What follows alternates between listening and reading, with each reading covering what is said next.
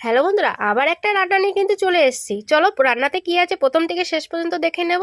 তো প্রথমে আমি কিছুটা মোচা আমি কিন্তু সিদ্ধ করে রেখেছিলাম, সেটাকে নিয়ে নিলাম নারকেল কোড়া, দিয়ে দিলাম পেস্ট করে রাখা সর্ষে আর কাঁচা লঙ্কা। এবার দিয়ে দিচ্ছি নুন হলুদ, ছাড়িয়ে রাখা চিংড়ি মাছটাকে দিয়ে সর্ষার তেল দিয়ে বেশ করে মেখে নেব। মাখার উপরে কিন্তু অনেকটা টেস্ট হয়।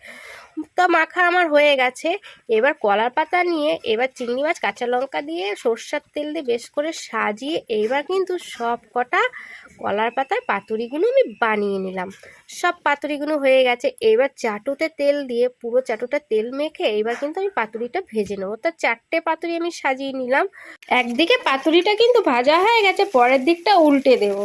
তো বন্ধুরা, আমার এই মোচা পাতুরিটা খেতে কিন্তু অসাধারণ হয়েছিল। তো তোমরা একবার অন্তপক্ষে এই মোচা পাতুরিটা করে খাও, খুব ভালো লাগবে। তো আমার ভিডিওটা যদি তোমাদের ভালো লেগে থাকে, ভিডিওটি একটা লাইক দিয়ে চ্যানেলটা সাবস্ক্রাইব করো।